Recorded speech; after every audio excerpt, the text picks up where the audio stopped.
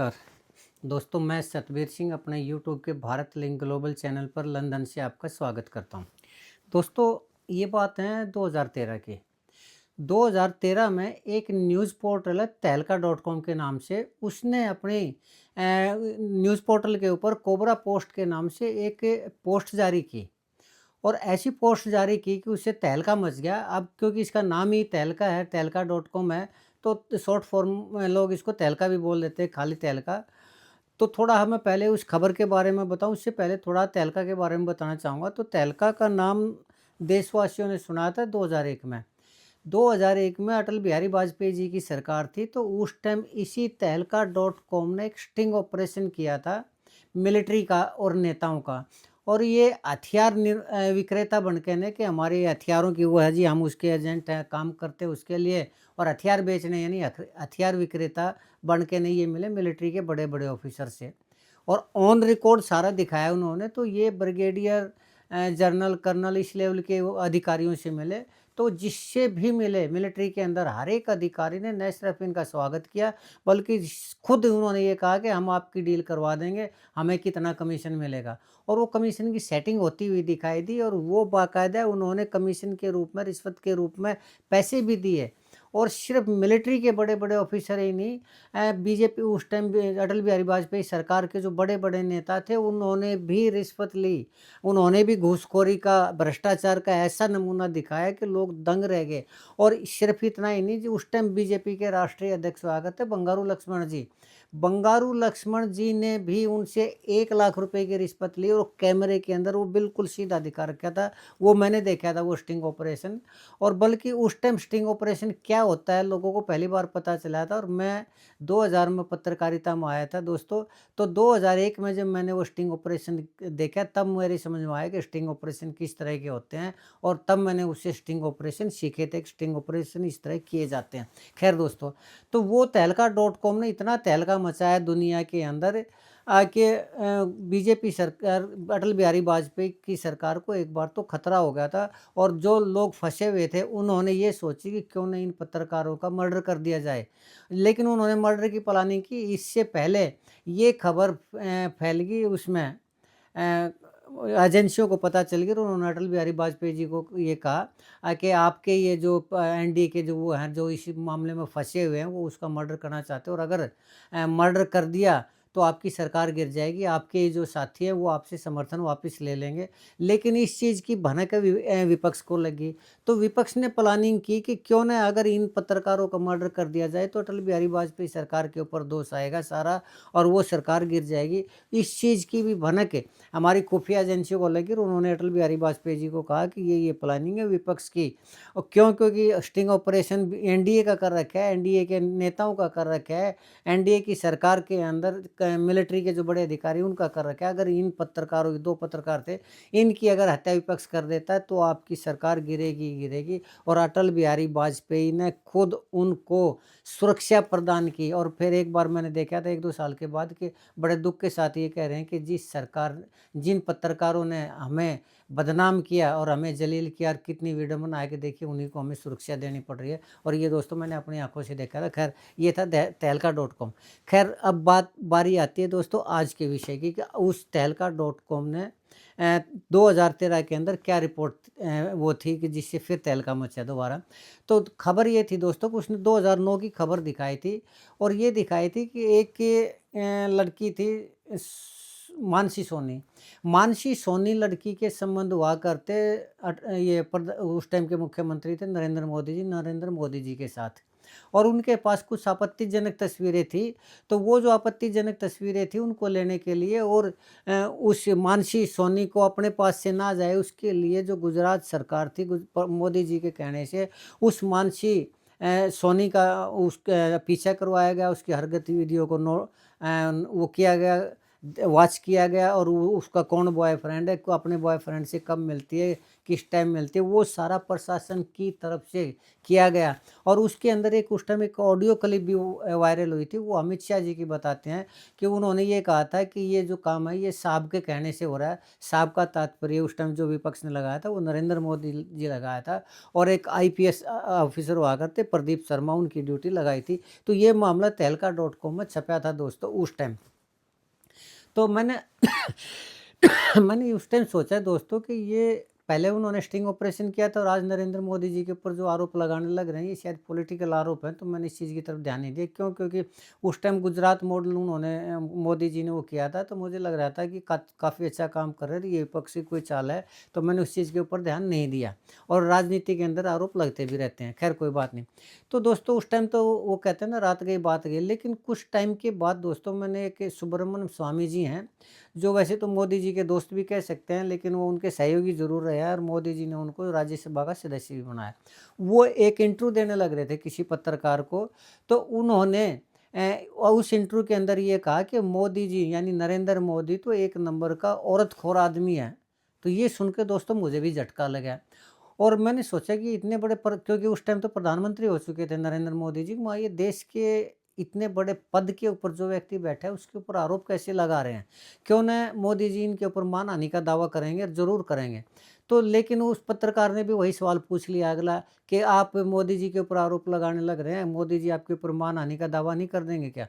तो उन्होंने एकदम से ये कहा कि मोदी जी करके तो दिखाएँ मानहानि का दावा, कोर्ट में नंगा कर दूँगा मोदी जी को मैं। तो दोस्तों ये और भी चौंकाने वाली बात थी, और ये बात पब्लिक डोमेन के अंदर है, आज भी है। आप वो इंटरव्यू देखेंगे सुब्रमण्यम स्वामी जी का, जो खुद एडवोकेट हैं डॉक्टर सुब्रमण्यम स्वामी, वो अब भी पब्लिक डोमेन में मिल जाएगा, ये कहते हुए कि मैं नंगा कर दूंगा, एक बार मोदी को बोलो मेरे खिलाफ मानहानि का दावा करके तो देखे। लेकिन दोस्तों वो इतने चैलेंज के साथ वो दावा कर रहे थे, और पब्लिक डोमेन में कर रहे थे, मीडिया के सामने कर रहे थे, और मोदी जी की तरफ से किसी भी तरह की उस मामले में कोई भी सफाई नहीं आई।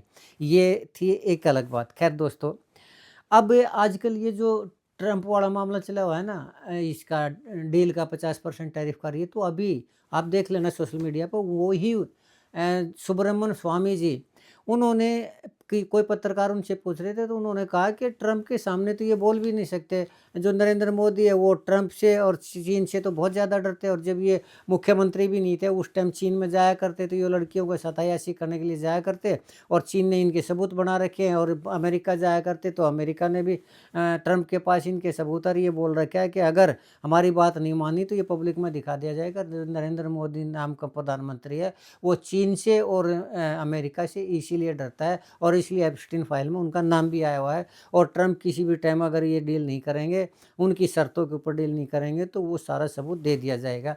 ये दोस्तों आरोप लगाया सुब्रमण्यम स्वामी ने अभी-अभी। और सिर्फ इतना ही आरोप नहीं लगाया, उन्होंने ये कहा कि मैं तो ये भी जानता हूँ कि आज के दिन भी नरेंद्र मोदी जी को लड़कियाँ सप्लाई कौन करते हैं। तो दोस्तों ये और भी चौंकाने वाली बात थी। आज भी जब मैंने वो उनका इंटरव्यू देखा, तो आज भी मेरे कानों पे विश्वास नहीं हो रहा।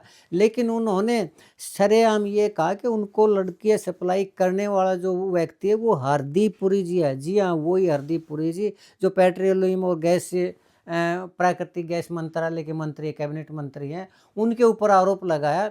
और हैरानी की बात ये देखिए कि अभी तक मीडिया में मैंने हरदीप पुरी जी का भी इसके ऊपर किसी तरह का कोई वो मानहानि का दावा या इस तरह का करने का कोई भी नहीं आया। जबकि सुब्रमण्यम स्वामी जी सरेआम पब्लिक मीडिया के अंदर, सोशल मीडिया में और दूसरी मीडिया में वो आरोप लगाने लग रहे हैं, वो बाकायदा नाम लेने लग रहे हैं हरदीप पुरी जी का, और उनकी तरफ से किसी तरह का कोई जवाब नहीं आया। तो ये दोस्तों चौंकाने वाली बात थी बहुत ज़्यादा। तो जब इतने आरोप लगाए उन्होंने और इतना आया, तो फिर मैंने भी थोड़ी रिसर्च करने की कोशिश की कि क्या मोदी जी के ऊपर ये जो आरोप लगते हैं क्या वास्तव में ही सच हैं। तो दोस्तों इतने हैरान करने वाले उस रिसर्च में वीडियो, इतने सोशल मीडिया पर पब्लिक डोमेन में इतने ज़्यादा मैंने पोस्ट देखी उनकी, कि अब तक सिर चकरा रहा है कि क्या इतने बड़े संवैधानिक पद पर बैठने वाला व्यक्ति क्या ऐसा भी कर सकता है क्या ये इतने बड़े पद का अपमान नहीं है? खैर दोस्तों, उसी तरह एक मैंने और वो देखा, उनका एक वो पोस्ट देखी। उस पोस्ट में उन्होंने इतना बड़ा एलिगेशन लगा रखा है, हालाँकि वो मैं आप यहाँ डिस्कस करना चाहूँगा। वो भी 2013 का ही है, उसी टाइम का है जब नरेंद्र मोदी जी गुजरात के मुख्यमंत्री थे, और उसके बाद जब वो प्रधानमंत्री बने, तो अपने पीछे उन्होंने मुख्यमंत्री बना दिया था आनंदीबेन पटेल को, पटेल जी को। तो उस पोस्ट के अंदर ये दावा किया गया था कि आनंदीबेन पटेल को जो मुख्यमंत्री बनाया गया, वो इसलिए बनाया गया है कि उसके संबंध थे नरेंद्र मोदी जी के साथ थे, और ये आरोप कोई और नहीं, उनके आनंदीबेन पटेल जी के जो हस्बैंड हैं मफत भाई पटेल, उन्होंने आरोप लगाया था। और सिर्फ आरोप ही नहीं लगाया, उन्होंने लाल कृष्ण आडवाणी जी को एक चिट्ठी भी लिखी है कि मुझे बचाया जाए, और न ये जो मेरी पत्नी है आनंदीबेन पटेल है, ये मोदी जी ने इसको अपने जाल में फंसा रखा है, और मुझे मेरी घरवाली लौटाई जाए। और वो लेटर दोस्तों उस पोस्ट के अंदर था, तो वो लेटर भी मैंने अपने थंबनेल में लगा रखा है। और वही लेटर सुनने में आ रहा है कि राहुल गांधी आज बीजेपी के नेताओं को और दूसरे नेताओं को बांटते फिर रहे हैं कि ये देखिए आनंदीबेन पटेल के हस्बैंड मफत भाई पटेल ने जो आरोप लगाया, और उसका लेटर देखिए, और आडवाणी जी के पास उन्होंने जो भेजा वो देखिए, बाकायदा आदरणीय आडवाणी जी चरण स्पर्श वो सारा लिखा हुआ, आप मेरे उस पर भी देख लीजिए, आप स्क्रीनशॉट पर उसको जूम करके देख लीजिए, वही लेटर है ये। तो दोस्तों अब ये देखिए कि एक ऐसा आदमी जिसको लोग हिंदू हृदय सम्राट की तरह मान सम्मान करते हैं, और जो ये कहते हैं कि ये तो हमारे सनातन धर्म का और हिंदू धर्म का पुरोधा है, योद्धा है, हिंदुओं के हृदय का सम्राट है, उस आदमी के बारे में इतने आरोप और ऐसी-ऐसी पोस्ट और ऐसे-ऐसे वीडियो उसके बारे में है, यहाँ तक कि जो अडानी के बारे में भी है कि अडानी आज इतना बड़ा जो बना है, तो वो इसलिए बनाया गया है कि वो भी लड़कियाँ सप्लाई करते थे। तो दोस्तों, मैं समझ नहीं पा रहा हूँ कि ये आरोप सच हैं या झूठ हैं, और लोग खुल के और कैसे आरोप लगा रहे हैं, इतने बड़े पद के व्यक्ति के ऊपर आरोप लगा रहे हैं। लेकिन दोस्तों, अगर ये आरोप सच हैं, तो इसके ऊपर मैं थोड़ा डिस्कस करना चाहूँगा, और वो डिस्कस ये है कि देखिए, ये इस तरह की जो आदत होती है ना औरतखोरी की, ये एक हो सकता है कि ये शारीरिक ज़रूरत हो, तो उसमें आदमी कर लेता है, और जो जितना ज़्यादा पावरफुल होता है उतने ज़्यादा उसके संबंध भी बन जाते हैं। हालाँकि इतने बड़े पद पे जाने के बाद ऐसा नहीं करना चाहिए। एक क्रिकेटर था शेन वॉर्न ऑस्ट्रेलिया का, उसने एक बार खुद अपने मुँह से कहा था कि मैंने 1000 औरतों के साथ मेरे संबंध बने हैं। तो ये जितना बड़ा आदमी होता है उतना ही बड़ा इस तरह की सुविधा को वो हासिल करने की कोशिश करता है। इसमें हो सकता है मोदी जी के बारे में जो कहा, हालाँकि मैं इसमें किसी भी तरह की वो नहीं करता, न इस चीज़ को झूठ बोल रहा हूँ, न झूठ मान रहा हूँ, न सच मान रहा हूँ इस चीज़ को। क्यों? क्योंकि पोस्ट ही इतनी ज़्यादा सोशल मीडिया के ऊपर है, पब्लिक डोमेन के अंदर है कि आदमी देख-देख के उनको भरना जाए क्या क्या यही मोदी जी हैं? ख़ैर दोस्तों, लेकिन मैं जो मोदी जी की गलती मानता हूँ और मोदी जी का एक गुनाह मानता हूँ, पाप मानता हूँ, वो ये मानता हूँ कि 1968 में मोदी जी की मैरिज हो गई थी जसोदाबेन के साथ, जो उनकी धर्मपत्नी थी। लेकिन उन्होंने अपने आप को त्याग की मूर्ति कहलाने के लिए और भक्ति भाव को और सन्यासियों बनने के लिए अपनी धर्मपत्नी को तो छोड़ दिया, और वो धर्मपत्नी जो सारी उम्र उनकी इंतज़ार में अपने भाइयों के घर उनके झाड़ू पोछा लगा के ना अपने आत्म सम्मान को मार के ना भाइयों के टूक के ऊपर उन्होंने वो पड़ती रही, अपना पेट भरती रही और अपना गुजारा करती रही। उस औरत की तरफ उन्होंने एक बार भी नहीं देखा, और दूसरी तरह वो औरतों को मुख्यमंत्री तक बना देते हैं। क्या ये इंसानियत है? अगर ये सच है जैसे कि उनके ऊपर आरोप लगे हैं, तो मैं मानता हूँ कि परमात्मा की नज़र में वो इतना बड़ा गुनाह नहीं है जो उनके औरतों के साथ आरोप लगे हुए हैं। सबसे बड़ा गुनाह ये है कि अपनी पत्नी को उन्होंने छोड़ा त्याग की मूर्ति बनने के लिए, अपना ढोंग बनाने के लिए, और दूसरी औरतों के साथ संबंध बनाए। तो इससे अच्छा अपनी पत्नी को क्यों नहीं रखा अपने साथ? उसको कैसे अकेला छोड़ दिया? कैसे जीवन के उस सफ़र में जो कि अधिकार बनता था मोदी जी के साथ उनका रहने का, उसको अपना पेट भरने के लिए, आत्मसम्मान मार के जीने के लिए मजबूर कर दिया? ये प्रकृति की नज़रों में दोस्तों गुनाह है, और बहुत बड़ा गुनाह है। और प्रकृति का ये नियम है कि आदमी की जो सबसे बड़ी ताकत होती है, ऐसे जिस ताकत के बल पर वो आदमी काम करता है, वो ताकत तो कुदरत छीन लेती है उससे। और एक बार मैंने आपको ये कहा, एक कहानी सुनाई थी एक नगर सेठ की और एक कसाई की, कि वो गाय को मार रहा था, तो गाय नहीं मरी तो वो थक गया। तो उसी टाइम एक नगर सेठ यानी दानवीर व्यक्ति था, भंडारा कर रहा था, तो उस भंडारे में गया, जीभ पेट भर के खाना खाया, उसके शरीर में ताकत आई और उसने उस गऊ को मार दिया। तो उस गऊ हत्या का दोष कसाई को नहीं लगा, उस गऊ हत्या का दोष लग गया उस धर्म वो भंडारा करने वाले दानवीर के ऊपर। क्यों? क्योंकि उसी के खाने से वो आदमी के अंदर ताकत आई। तो यही मैं अब कहना चाह रहा हूँ कि मोदी जी तो गुनाहगार हैं ही हैं, अगर वो आरोप सच हैं तो। उनसे बड़े गुनाहगार हैं वो लोग जो ऐसे आदमी को वोट देकर, सपोर्ट देकर मजबूत करते हैं, और ऐसे आदमी जो फिर बार बार इस तरह के गुनाह करते हैं, वो भी कम दोषी नहीं है। गौ हत्या का आरोप लगेगा तो उन लोगों के ऊपर भी आरोप लगेगा जो मोदी जी को वोट देते हैं, सपोर्ट करते हैं, उनकी सरकार को सपोर्ट करते हैं, उनके ऊपर भी गौ हत्या का आरोप लगेगा। और ये आने वाले टाइम में देख लेना दोस्तों।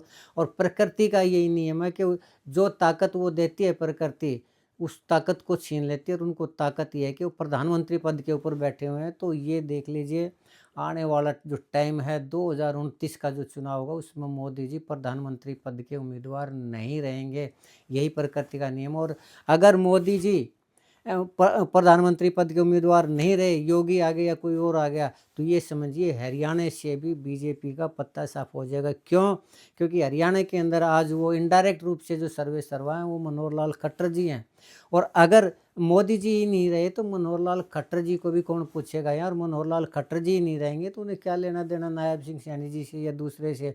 और लोकसभा के चुनाव होने हैं फरवरी मई के महीने में, विधानसभा के चुनाव होने हैं अक्टूबर में। तो लोग समझ जाएंगे तब तक कि मोदी जी के बारे में कि मोदी जी वो नहीं है। तो आप देख लेना आने वाले टाइम में हरियाणा बीजेपी का भी मतलब हार निश्चित है, उसकी विदाई तय है। और मोदी जी तो ये मानिए आप, वो तो गए ही गए। क्यों? क्योंकि प्रकृति सजा देती ही देती है। और अगर उनके ऊपर जितने भयंकर आरोप लगे हैं, हालांकि मैं किसी आरोप की पुष्टि नहीं करता, लेकिन पब्लिक डोमेन भरा पड़ा है उनके इसी तरह के वीडियो से। एक बार आप सर्च तो करके देखिए पब्लिक डोमेन में, ये जितनी भी बातें मैंने कही हैं वो सारी आपके सामने आ जाएंगी, सब कुछ आपको दिखाई दे जाएगा। और कोई आदमी, इतने आदमी तो झूठ नहीं बोल सकते दोस्तों, कुछ न कुछ तो सबूत होगा ही होगा। और जो आनंदीबेन पटेल का मामला, उसके घर वाले का वो लेटर भी अटल बिहारी वाजपेयी से के सामने गिड़गिड़ाना भी, और ये स्पष्ट रूप से कहना कि मेरी पत्नी को नरेंद्र मोदी ने अपने जाल में फंसा लिया है। तो दोस्तों ये झूठ तो नहीं हो सकता। खैर चलिए दोस्तों, आज के लिए इतना ही। अब देखते हैं कुदरत कैसे न्याय करती है, कैसे ऐसे आदमी को सज़ा देती है, ये देखने वाली बात है।